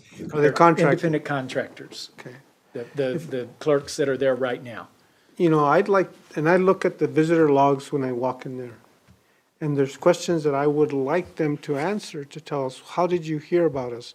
How did you find out about us? Why are you here? How long are you going to be here for? You know, that's real basic quantitative data that says we're four in a family. We came here because we were at a Balloon Fiesta or we were at the Isotopes, and this is why we're here. And that starts to link the tracking that we're needing to here. And it's very simplistic. It doesn't capture, it's not a big a net as your GeoNet, but it gives you a snapshot of people that go to visitor center now. Now you have the traveling public that goes to visitor centers to go get information, and a lot of times they do fill out that information. And I look at the logs. I don't know if any of you stop by visitor center, but I do. I look at the logs and I say, okay, so I get that basic information. Yeah, here's the Arizona. You know, I'm seeing more from Arizona or West Texas or Southern, or I'm seeing what they came to see. That kind of data would be very helpful to us in terms of making decisions. But, you know, the visitor center log doesn't gather enough data. And I'm going back to my old days when I was doing statistical analysis. But we can start to work with that. And you promote the visitor center, people go there. You start to get a snapshot. Is that log, is it electronic or do you have to write it down? It's manual, but it can be entered. Electronic log? No, it gets manual, but as people are sitting, staff are sitting there, that can be turned into a spreadsheet, into an electronic log that you can do analysis later and get it to Sunny 505 and say, Sunny, here's the data for this. We just have to have good, clear variables in terms of what we're looking for. So on that note, we are in negotiations right now with the chamber taking back over the visitor center clerks. So it would be maybe something that comes through the chamber to redesign that log. The one that's currently being used was the one that the chamber previously used. How many people, where are you from? How many people in your party? How did you hear about us? What are you here to see? Are you staying overnight? Simple questions. You don't have to overwhelm the traveler. Yes. Sometimes I feel like that people are so paranoid these days about people stealing their information. That's a little personal to write down. There's four of us in our party. We are from this area in Texas. I think it feels awkward. I mean, just from a lodger's, person who has lodgers that come in. When we made that list of questions, nobody wants to tell you that. Whereas when you just are an anonymous person and they don't know your name and they don't know where you're from, it's a little easier for them to give you that information. Well, if you go to the visitor center, you'll see a log and they're giving that information. We have the same problem at the Balloon Fiesta when They're not giving their name. They're not giving their name. It's not their They would name. if they were staying at my Airbnb. I mean, I know who they are. But They don't give a name. They We just have say- that, at the Balloon Fiesta, we have that problem, when they have to spin the wheel, and then they have to put in their information. We ask those, we ask those questions, and a majority of them say, oh, never mind. And they'll walk away. They don't want to put their information. Well, the visitor center doesn't ask for a name. Yes, it does. Oh, well, it does, but you don't have to. You don't have to. You don't have to. Just ask for it. And some people put it. Yes, sir. Yeah. Anyway, that's just something. We're not getting quantitative data. That's a hard one. We gotta try to figure out a better way of doing it, and we'll ask our analytics forum as well. I don't know if they could get that information of people that were at Isotopes that came from over there to over here for a specific event. I think the best thing we can do is depend on that QR code, and then when they're here, maybe some interviews. I mean, we can have some, when they come to the informational booth, that's when we can start asking them, or, how they made it out here. And the QR code, I know Matt said about the older people, sometimes it's a little bit hard, But Elmer, and you were there too, Mr. Martinez, when we had our master plan people set us up to be, in that one questionnaire that they had, we had to use a QR code to log into it. And once the people did that, that was the most enjoyable presentation I think that I've seen on a master plan in all my career. So I think we're underselling the old the baby boomers and the Generation X and all that stuff, because I think we know our technology a little bit better than what we're thinking. So the QR code I think is a big plus. And it might be the QR code that you use for tracking that. You know, it doesn't mean that we need to change. Are you able to get the geonetting information from the isotopes games? And then from there, you take that data and compare it to our geonetting and kind of cross-reference, okay, these ones were over there and now they're over here. And that's the question we're gonna ask. I can't give you an answer. I'm pretty sure it can be done. But we'll check it out, see what we can find out for you. So basically what they do with the geonetting, we're going to get 102 people from this zip code. And that's all it's going to tell us. It's not going to tell us it was Joe Smith or. No, just. So we won't know that person that was there actually came here. But you'll know by their zip code. We'll know that, people did come from that same zip code, Yes. but we don't know that they were at the Isotopes game. Oh, so what I'm asking is, can you get the data from, the geonetting data from the isotopes? Do they do geonetting? I don't know if. Does Albuquerque do? I don't know if it'll let us cover Albuquerque. If they'll let us get to that radius. No. But how about theirs? But can you request it from Albuquerque? From theirs, from the From isotope. theirs? They know. So that you can, They yeah, know. they know. They know So where that they you came can from. compare it with our geonating and you can get it so that the zip codes will show up in both of when you do your report, and you can see exactly who was over there in Albuquerque, and maybe 3 weeks later, those zip codes may show up in our geonetting. Does that make sense? Yeah, it's a little bit confusing, but we'll work it out. We'll sit down and we'll write it out and see what we can figure out. If we can get something like that for you guys, we will. If we can't, we'll try our best to see what we can do. Yeah, you might need to request it from Albuquerque, wherever they get their information from. Let me just read a section from the application, and you're doing the best you can with the application itself. But this is where we're having a challenge. And I'm quoted, "The Father's Day concert has become a staple in the community." True. Originally, it was mostly locals who attended. True. Now people from out of Las Vegas area attend and bring their families. How do we know that? Because they told me. I've talked to people when I'm at the Right. event, and they're like, we specifically came, we're staying at the hotel for this event. Typical attendance is within 2,000 and 5,000 people on average. You don't talk to 2,000 or 5,000 people, so all we're getting is a snapshot of stuff. So that's our challenge, Chuck, in terms of we're not getting that. How do you substantiate those statements? Well, because I talked to the hotels, Okay. and they tell me the majority of these people came for this event. I'm not picking on you. I'm just saying, I'm just telling we're- you, I mean, that's the truth. I mean, when we're at the event and we have our MC. But you're not going to and- the hotels and getting the checklist and saying, Okay. and I'm not asking you to. Mr. Chairman, with all due respect, are you going to ask that of the other previous 4 applications that came in? No. Only the next 4. Yeah. I think we need to, if we're going to it's question because- this one, we need to be questioning the others the same questions.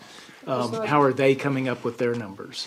Right, and we're basically, these are city applications, and I think we should take the lead on it. That's why I'm doing it. I think we should take the lead. The board has that information, so when we fund all those other ones, we basically have a basis for the rationale of why we funded them. That's all I'm looking for. Not picking on Chuck or you guys specifically. I was just saying, how do we get this data? Because it's been a challenge for us every time. You started, Matt. I know. And I guess my analogy of the geonetting, snapshot at 30,000 feet, Elmer and me, we're at ground level. Okay, and we're, Have your cell phone on, we'll track you. yeah, well, and I'm being tracked all the time by more than I want. But nonetheless, that's the difference. And we're trying to, in our minds, we're trying to, okay, that event is successful if X. And what is X? That more people stayed, that more people ate, that more people came back, that they brought more family, more friends. That's a plus for us. And actually, I guess the one that should probably be taking that data would be the hotel owners, you know, I mean, they're the ones that, and maybe some restaurants, you know, you go out there, you pay your bill, and all of a sudden, what zip code are you from? That's pretty much all we need. I mean, and that'll just create so much information. What you we know. can do is we can check the GRT within 3 months after the event, and if there was a spike in the GRT, then we know that that was from our event. Another thing that could be done is the questions that Amr was asking, that those could be in the hotelier rooms as well. And when they stay in their room, that's when they have their downtime, they probably would take the time to fill out a form like that. When they're coming into the train station, they're not, a lot of them aren't looking to fill out those forms, they're just wanting to get their, their flyers, and they want to get to where they want to get to. They don't want to spend their time inside our visitor center. They want to No, spend their time looking at the. it's just different things. We've been gathering gross data off of GRT in For the years, past. yeah. You know, we've always looked at events and lodger There has to be stacks. another way.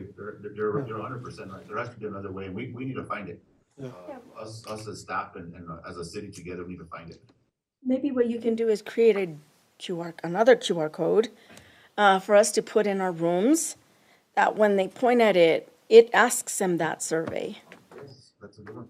I think Sunny 505 has something like that set up, am I correct? So you can give it to all of us so that we can put it in our That's rooms. a great idea. That's a great idea. Chair, I have one more question on this application. Chuck, I see this one has no radio for Father's Day. At all. And I don't know, I know that, you know, we have a couple of members that haven't been here, you know, the whole year, but at the end of the day, what boils down, and I guess from my perspective at the radio station, so just take, and this is just, you know, food for thought. So what happens when we have an event, and I'll just pick on the fiestas.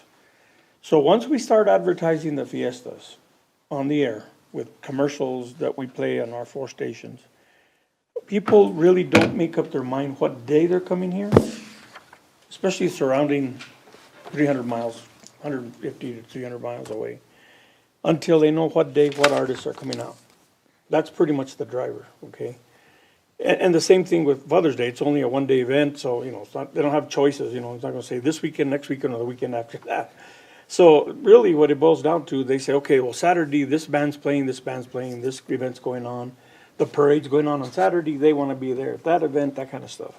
So what happens is, we find ourselves being the conduit to get the people by notifying them about what the lineup is, because we make a very specific commercial that says, Friday this, Saturday this, Sunday this, and if it's a Monday, this is going on Monday.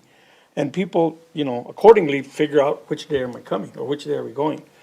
So without any radio, well, there's people that are gonna say, well, we're gonna have to find another way to figure out what day we're gonna go there. So, I don't know, Chuck, I didn't see radio here. I have no answer. It must have been an oversight on my side. Because I don't know how to cure that, but I guess I should ask, because we have more applications with more events, right? We have fiestas coming up next, and then Friday al frescos, and then that's got a whole set of challenges. So I'm trying to figure out what's the best way to fix this. You know, Lucas, I don't know if we have another event, another meeting, or how do we I fix didn't put it in this? the breakdown. It is on the description that we would run a radio, but I didn't put it in the breakdown. So I'm open to suggestion. I don't know, Mr. Chair, I hate to impose, but I heard Scott talk about more applications. So are these more applications that we need to take care of for the next few months? Yes, sir. If you look at the Al Fresco one, we did put 1650 for KFUN as well as KNMX radio. So I don't know if you want to increase the Father's Day to an additional 1650 to cover KFUN and KNMX. It'd be 1650 per station. How did you arrive at the 1650? Those are the conversations that we had with you for the Friday Al Fresco. I've never talked to anybody about that. This is from last year. Let me see what last year was, because I brought actually those information with me. Is it possible, Mr. Chair, it possible for the board to recommend an amount, with that, on the application? That's allowable. That would be up to the board. Yeah. I don't know if Mr. Martinez could participate in that.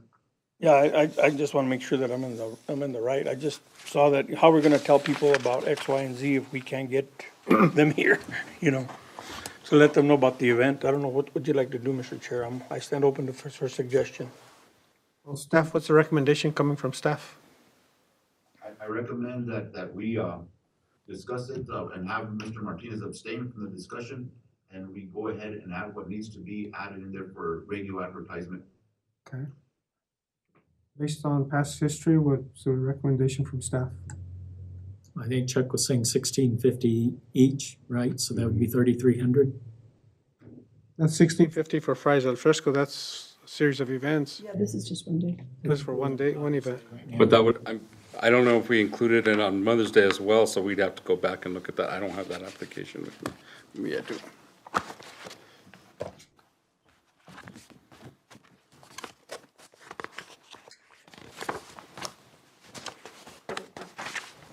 Together with the Fridays al Fresco. So we didn't include it on Mother's Day as either.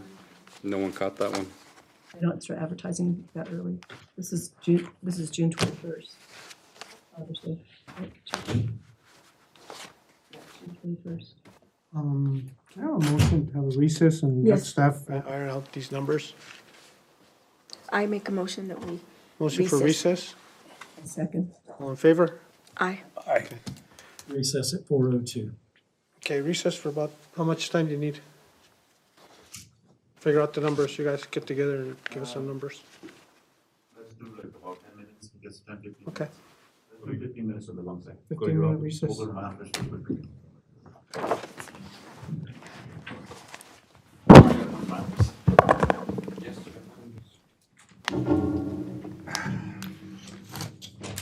Are we offline? No.